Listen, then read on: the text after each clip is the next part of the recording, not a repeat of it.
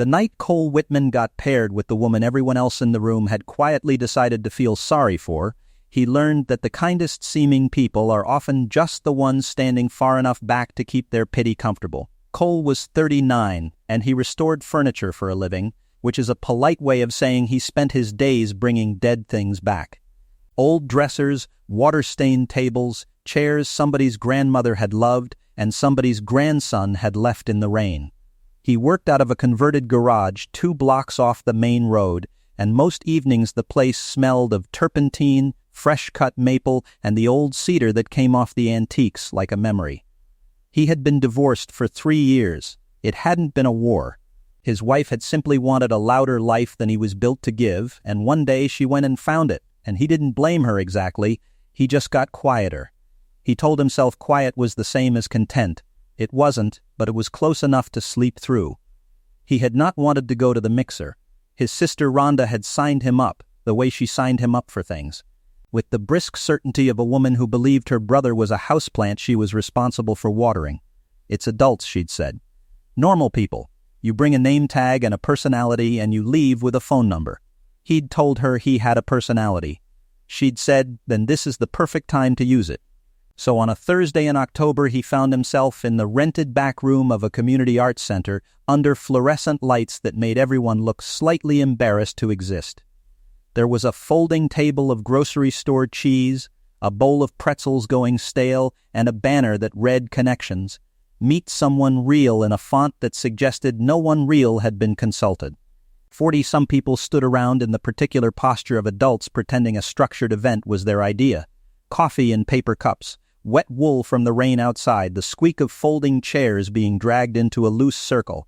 The organizer was a relentlessly upbeat man named Brad who wore a headset microphone in a room that held maybe 50 people. Brad explained the rules with the energy of a game show host. Numbers had been drawn, people had been paired. Each pair would sit and talk for 12 minutes, and then a bell would ring and everyone would rotate, and by the end of the night, Brad promised, some of you will have found your person. He said it like a threat. Cole looked at the slip in his hand. Number 9. He scanned the room for the matching 9 and found her near the window, a little apart from the others, and he understood in a single ugly second exactly why she was a little apart from the others. She was in a wheelchair. And the room had arranged itself around that fact the way water arranges itself around a stone. Her name, he'd learned, was Nora. She was 37, though the lights were doing her no favors and neither were they doing him any. She had dark hair clipped up off her neck, with the kind of clip that exists to do a job, not to be admired, and a few strands had escaped it and she had clearly stopped caring about them hours ago. She wore a gray sweater pushed up at the elbows and there was a smudge of something on her forearm. A pale, chalky blue that she hadn't noticed. She had the steady, faintly amused expression of a person who had spent the evening watching everyone else decide how to act around her. Cole walked over and sat down in the folding chair across from her, and he did the one thing the entire room had been failing to do all night. He looked at her like she was a person he was about to talk to, and nothing else. 9, he said, holding up his slip. 9, she said, holding up hers. She studied him for a moment. You sat down fast. It's a chair, Cole said. I'm told that's what they're for. The corner of her mouth moved. Outside, the rain picked up against the window, a soft static. She set her paper cup down on the sill beside her. You can stop deciding whether to be careful with me, she said. It's exhausting to watch from this side. Cole considered that. I wasn't deciding to be careful, he said. I was deciding whether the cheese over there is a felony. It's at least a misdemeanor, Nora said. I've been keeping an eye on it. That was the first minute. He didn't know yet that he'd spend the next several years measuring time from it. They had 11 minutes after that, and Brad had said to use them to discover each other, and Cole discovered very quickly that Nora was the most awake person in the building. She made ceramics. She had a studio on the east side, a leaky-roofed brick box she rented for almost nothing because the landlord couldn't be bothered to fix anything, and she made mugs and bowls and small, ugly, beautiful things she sold at markets and to a shop downtown that marked them up 400% and called it artisanal. The blue on her arm was cobalt glaze. She'd been loading a kiln before she came and hadn't fully scrubbed. You make things with your hands, she said. I can tell. How? You looked at my hands before you looked at my face. She turned one over. There were small old burns near the knuckles, the freckled scars of someone who reaches into hot things for a living. Most people do the opposite. They look everywhere except the hands, because the hands are where the truth is. I fix furniture, Cole said. Restore it. People bring me wrecks. And you bring them back. Sometimes they're past it. How do you know when they're past it? He thought about it longer than the question seemed to require. When the bones are gone, he said finally, you can fix a finish. You can replace a leg. But if the joinery's rotted all the way through, there's nothing left to build on. You're just gluing a memory to itself. Nora was quiet. The bell hadn't rung. Brad was across the room doing something loud. That's a sad way to make a living, she said. It's mostly not. Mostly it's people loving something enough to want it back. She looked at him then in a way that he felt rather than saw, and he didn't know what to do with it, so he ate a pretzel. That was when Brad arrived. Brad had been making rounds, checking on connections, and he crouched down beside their pair the way adults crouch beside children, hands on knees, head tilted, voice climbing half an octave. How are we doing over here, he said, and then, looking at Nora, you doing okay, hun? You comfortable? You need anything? He said it 3 times in 15 words, the way you'd ask a hospital patient. I'm at a folding table eating pretzels, Nora said. I'm thriving. Brad laughed too hard. Then he stood, and he made the mistake. He clapped Cole on the shoulder, leaned in, and said, in what he must have imagined was a private voice but was not, hey, good man, real good man, sitting with her. That's what this is all about. He gave Cole a small conspiratorial nod, man to man, as if Cole had volunteered for a charity shift and Brad wanted him to know it counted. The room got a degree quieter. A few faces turned. Nora's expression didn't change at all, which was somehow worse than if it had, because Cole understood she had heard a version of that sentence her whole life and had a whole drawer of expressions for it and had chosen the one that cost her the least. Cole set down his cup. He was not a man who raised his voice. He'd never once in his life found that volume changed anyone's mind. So he said it quietly, evenly, the way you'd point out that someone had parked across 2 spaces. She's the best conversation in this room, Cole said. You're just standing too far away to hear it. Brad's smile flickered. Oh, I didn't mean... I know what you didn't mean, Cole said. That's the trouble with it. The bell rang. Brad straightened, recovered his game show voice, and announced the rotation and walked off a little too fast. And Nora looked at Cole across the folding table, with the cobalt still on her arm and the rain still on the glass, and she said, very low, don't do that again. It wasn't what he expected. Do what? Fight my fights. I've got a whole system. But the corner of her mouth was doing the thing again. Although, she added, picking her cup back up, that one I'll let stand. Then the rotation pulled him away to number 10, a perfectly nice paralegal named Susan who talked for 12 minutes about her allergies, and Cole spent all 12 of them watching, over Susan's shoulder. A woman in a gray sweater held court with a series of men who couldn't keep up with her, and he thought, with the clean shock of cold water, that he had not felt this specific thing in a very long time and that he had no idea what to do about it. He found her again at the end of the night, by the coat rack, while everyone else performed the great awkward exchange of numbers nobody would use. You didn't write down any numbers, he said. Neither did you. I was building up to it.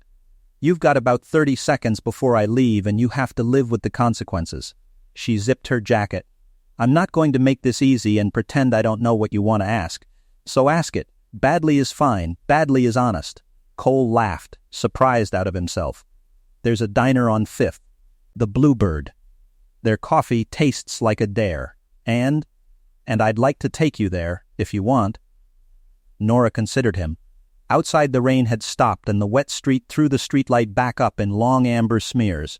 I'd love that, she said. Just like that. Out loud. No hedging, no maybe, no leaving him to wonder. She said it the way you'd hand someone a tool they'd asked for. Saturday. And Cole?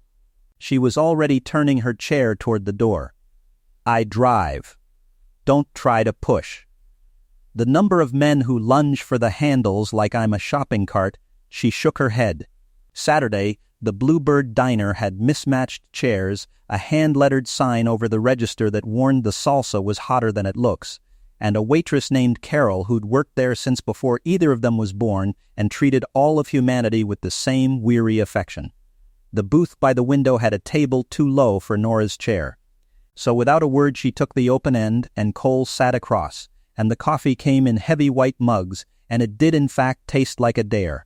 "So," Nora said, "the wife. You don't waste time. I'm 37, and I run a kiln. I've watched things crack from being heated too slow." She wrapped both hands around the mug. "The wife." So, he told her. The quiet marriage, the louder life, the way it ended without a single dish thrown, which somehow made it worse because you can't even point at the wreck. Nora listened the way most people don't, which is to say without arranging her own next sentence while he talked. "She didn't break you," Nora said when he finished. "It wasn't a question. No, she just turned you down low. Like a burner under something you forgot was cooking." She nodded slowly. "I know that one. Different stove, same setting, and there it was, the seam in her he'd been waiting to find.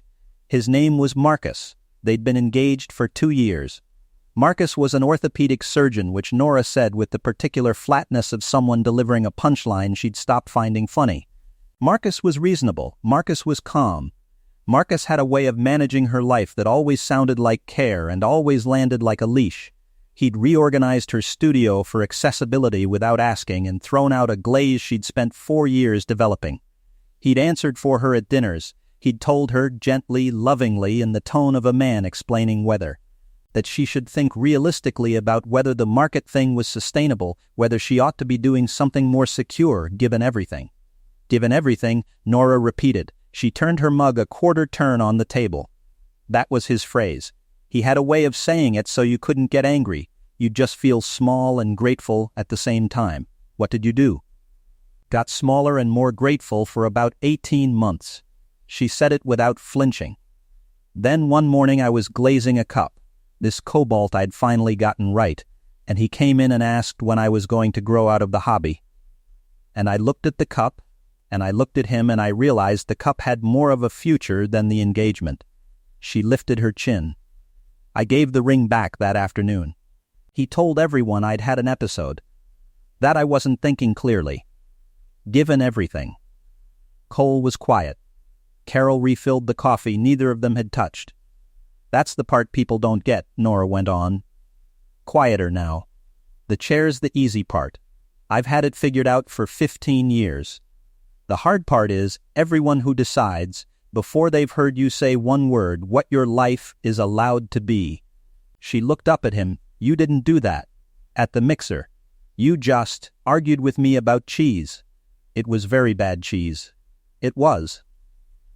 She smiled, full this time, and reached into her bag and set something on the table between them. A small cobalt blue cup, no bigger than a fist, with a chip on the rim and a glaze so deep it looked wet. "I brought you this," she said. "It's a second. Flawed, won't sell. But I figured a man who brings dead furniture back to life isn't scared of a flaw." Cole turned it in his hands. The blue caught the diner light. "It's not flawed," he said. "The chip's where the light gets in." Nora went still. Then she said, "Okay, that's enough. You can't say things like that on a first date. There are rules." But she didn't take the cup back. And Carol left the check, and neither of them looked at it for a long time. He put the cup on the windowsill above his workbench, where the morning sun came through the fog and lit it from behind like a small blue lamp. Over the next weeks, he found reasons to drive to the east side. Her studio was exactly as she'd described it, a leaky brick box. And the first thing she did was point at the ceiling where a stain bloomed brown across the plaster. "He never fixed it," she said. The landlord. 3 years. Cole looked at the stain. Then he looked at the corner where the gutter outside had pulled away from the fascia, which he could see through the window. "That's not a roof leak," he said. "That's the gutter dumping behind the wall. $20 fix. He's been telling you it's the roof, so it sounds expensive and you'll stop asking." Nora stared at him. "How do you know that?" "Because I fix things, and because some people would rather lie about the size of a problem than do the small thing that solves it." He was already rolling up his sleeves. Got a ladder? She watched him work for an hour, perched in the doorway out of the drizzle, and when he came down filthy and the gutter ran clean, she said, "You know I could have called somebody. I know. I didn't need rescuing. I know that too." He wiped his hands on a rag. "I didn't fix it because you couldn't. I fixed it because I was here. And it was broken. And that's just what you do when you're standing next to something broken and you've got a ladder." She was looking at him again with that expression he still couldn't name. The rain ticked on the patched roof. Inside, the kiln hummed its low, warm hum, and the whole place smelled of wet clay and cobalt and the particular green smell of rain on old brick. "You should know something," Nora said. "Marcus has been calling." He hands stopped on the rag.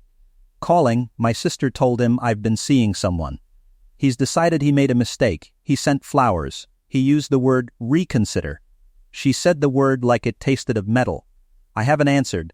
I just wanted you to know there's a man in the world who thinks I'm a decision he gets to make twice."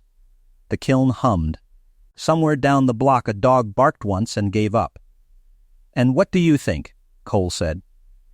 "I think," Nora said slowly, "that I'd like you to come to my sister's thing on Saturday. Because Marcus will be there. My family invited him before they knew about you, and they'd never disinvite a surgeon." She lifted her chin in the way he was learning meant she'd already decided and was only telling him as a courtesy.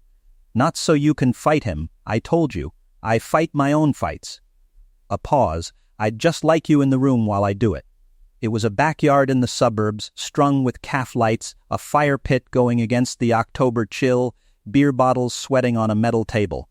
The smell of wood smoke and someone's failed attempt at grilling in the cold. Nora's sister Diane ran the evening like an air traffic controller, and Marcus was already there when they arrived, by the fire, holding a glass of wine he wasn't drinking, wearing a sweater that probably cost more than Cole's truck, radiating the kind of calm that takes effort. He crossed the yard to them immediately. He had a surgeon's hands and a surgeon's certainty. "Nora," he said warmly, and then to Cole, extending his hand, "and you must be the project." Cole shook it. Cole," Marcus smiled. "Furniture, Diane tells me. That's wonderful. Good with your hands." He turned to Nora, and his voice dropped into the register Cole now recognized from her description, the gentle one. The one engineered so you couldn't get angry. "Nora, can we talk privately? I've been worried." Diane's worried. You disappear for months, you stop answering, you start spending time with, well, a glance at Cole, kind, devastating. "I just want to make sure you're thinking clearly. Given everything." There it was. The phrase. Cole felt it land. He felt the whole yard tip toward Marcus, the family arranging themselves around the surgeon the way the mixer had arranged itself around the chair, and he understood that this was the moment. And he understood that it was not his moment, and the hardest thing he did all year was keep his mouth shut and let it be hers. Nora set her drink down on the metal table. The fire popped. The calf lights swayed. "Marcus," she said, and her voice was not gentle at all, it was clear, the clearest thing in the yard.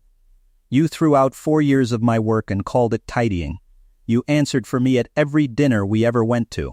And the last clear thought I had, the very clearest, was the morning I gave you back the ring." She didn't raise her voice. She didn't have to.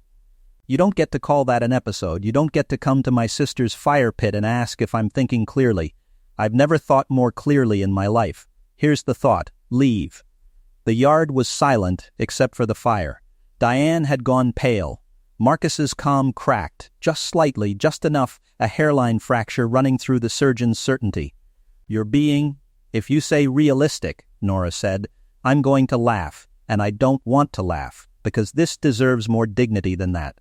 Marcus looked at Cole then, the last move, man to man, expecting an ally, expecting the eye roll of solidarity, and Cole gave him nothing. Cole just stepped a half step back, so that he was standing beside Nora and a little behind her, where it was clear to everyone in the yard that he was not the one running this, that he was simply where he wanted to be. "You heard her," Cole said. "I'd offer to walk you out, but you know the way. You picked the house." Marcus left. The calf lights swung in the wind he made going. For a moment no one spoke. Then Diane, to her enormous credit, exhaled and said, "Well," and went to get more beer. And the evening slowly, gratefully, came back to life around them. And later, much later, when the fire had burned down to coals and the others had drifted inside out of the cold, Nora and Cole stayed by the embers, her chair angled toward his lawn chair, close enough that her knee touched his. "You didn't say a word," she said. "During the Marcus part. I watched you not say a word. It looked like it physically hurt. It did. I had 3 things ready. I know. I could see them lined up behind your teeth."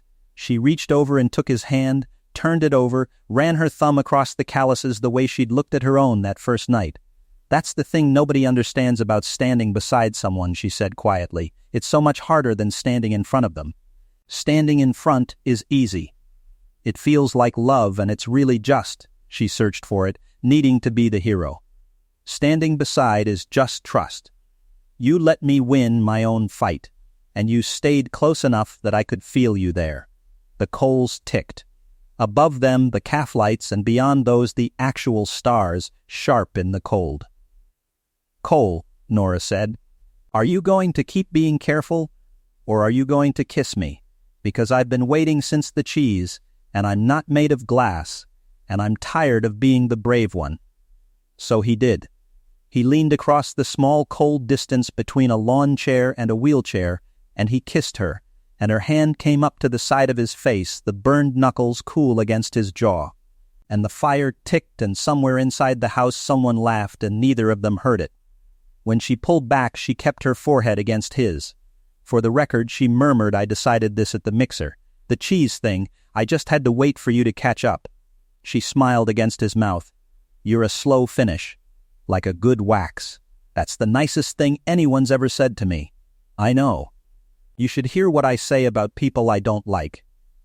The cobalt cup stayed on the windowsill above his bench, and then one day it wasn't on his windowsill anymore, because his windowsill and her windowsill had become the same windowsill. That was the spring they moved in together, into a single-story place with wide doorways and a kitchen Cole rebuilt himself. Lowering one stretch of counter and the cooktop so Nora could work without reaching, building it the way he built everything, like it would have to last 100 years. Mornings smelled of coffee and, faintly, of the clay she tracked in from the studio. The cobalt cup lived by the sink. She drank from it every morning, chip and all. He never once saw her reach for any other. There was the evening she came home furious from the market because the downtown shop had tried to cut her wholesale rate, and Cole listened and didn't try to fix it, just made dinner and let her be angry, and somewhere in the middle of being angry she stopped and looked at him and said, "You're not telling me to think realistically." And he said, "No, I'm telling you the chicken's done." And she laughed so hard she had to put the cup down. There was the wet October Saturday a year to the week from the mixer, when Cole was at his bench refinishing a dresser and Nora wheeled in with 2 coffees and watched him work for a while in the turpentine and cedar quiet. And after a while she said, "I've been thinking about your joinery speech. From the diner. The thing about how you can fix anything unless the bones are rotted through." She set both cups down on the bench. "I spent a long time being told my bones were the problem. That I had to think realistically about what could be built on me." She picked up the cobalt cup, the chipped one, and turned it in the light the way he had that first night. "And then a man told me the chip was where the light gets in." Cole put down his sandpaper. "So," Nora said, and reached into the pocket of her jacket and set a small brass ring on the bench between them, a plain band. Nothing a surgeon would have chosen. "I'm doing this. I'm not waiting for you to build up to it, because you'll be careful, and I'm done being patient about the things I'm sure of. Marry me, Cole. I already know the answer. I just want to hear you say it out loud, the way I said it to you outside the coat rack. Badly is fine. Badly is honest." And Cole, who restored dead things for a living, who had been turned down low for years and called it content, looked at the woman who had refused from the very first night to let him be careful with her. And he did the easiest thing he had ever done. "I'd love that," he said. They were married the following autumn in the same backyard, Diane's backyard, the calf lights restrung, the fire pit going, no headset microphones anywhere on the property. Nora wore gray because she said white was for people who hadn't lived yet. The cobalt cup sat on the table that held the rings. And when the small crowd had gone quiet, Cole, who never gave speeches, said only one thing. He held up the chipped blue cup so everyone could see it, and he said, "She gave me this the first night and told me it was flawed and wouldn't sell. I've been drinking out of it for 2 years. It holds everything you put in it. I've never found the flaw." And Nora, beside him, in gray, turned her chair a quarter turn the way she turned the cup when she was about to say something true, and said, "Don't decide what something's worth before you've heard it speak." So that's the story. That's the night a room full of kind people decided what a woman's life was allowed to be, and I sat down across from her and argued about cheese instead. And lost every argument after that for the rest of my life, gladly. What would you have done if you'd drawn the number 9 that night and looked across the room and seen the one person everyone else had quietly counted out? And have you ever sat across from someone the whole world had underestimated and realized in the first minute that you were the one being measured? Tell me your story in the comments. If this one stayed with you, leave a like, subscribe, and I'll see you in the next video.